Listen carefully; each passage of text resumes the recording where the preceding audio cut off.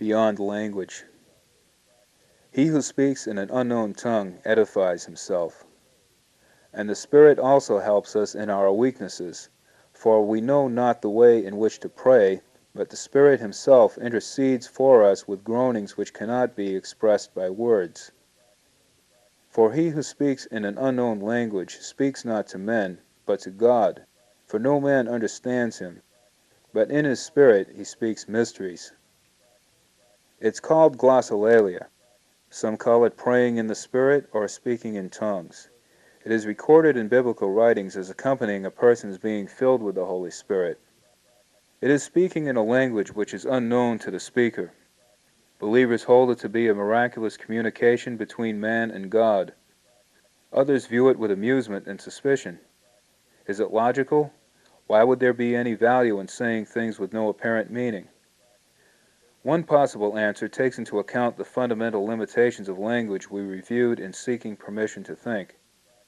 The need of our fundamental self, our spirit, to describe its perceptions, joys, and anguish can only be relieved by a divine fluency given us by the Spirit of God. The frustration of trying to translate its real-time observations through the clumsy mechanics of our intellects would leave us stammering for adequate phrases for hours after we experience the original thought. But then why say it at all? What has anyone else to gain by our speaking this gibberish? Well, that's just it. It's not spoken for anyone else. It is a spontaneous interaction between our spirit and the rest of the spiritual world. With it, we refresh our spirit with revelation knowledge from the source of life. With it, we induce the spiritual world to influence our environment and compel it to conform to godly order, healing, prosperity, justice. But why must it be uttered aloud? Isn't it enough to communicate silently with the Almighty? Everything we see before us, everything ever created by God and man, first existed as words. Words command things into existence. On the intellectual level, words influence people to take action, to produce inventions, to create change. Words start wars and words end them. Whether creating a new technology or reshaping society, words are what brought the vision into reality. On the spiritual level, the world itself was spoken into existence. God has operated in this earth through human beings by the authority of the words He has given to us, and we have moved God to action by the authority of the words we have spoken to Him.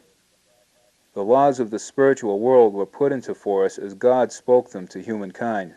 So for us to be shy about utilizing this most sublime form of communication is the ultimate insult to ourselves and the life source who created us. Will it draw criticism? Who cares?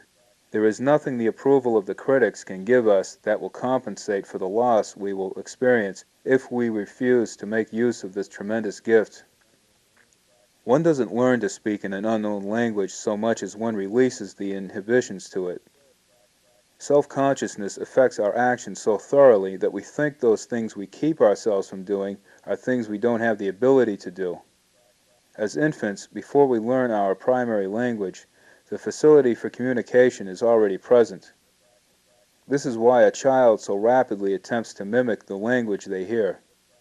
The unlearned language of our spirit is the naked circuitry of speech. Our learned language is simply a program we plug into it. The more time we spend in close communion with the source of life, the less concerned we will be about the world around us. We then lose the self-consciousness which embarrassed us from being ourselves, and the liberating facility of our spiritual language takes flight like an eagle finally let loose from its cage. It is not the unknown language itself that is the goal. It is the spiritual state which accompanies it that is the real event. When we finally become conscious that the spiritual world is more real than the physical world, our bondage to this world is released. Our spiritual language is a byproduct of this freedom. It indicates our change of allegiance from the natural to the supernatural. We are no longer moved by the ridicule of the world, but by empowerment from God.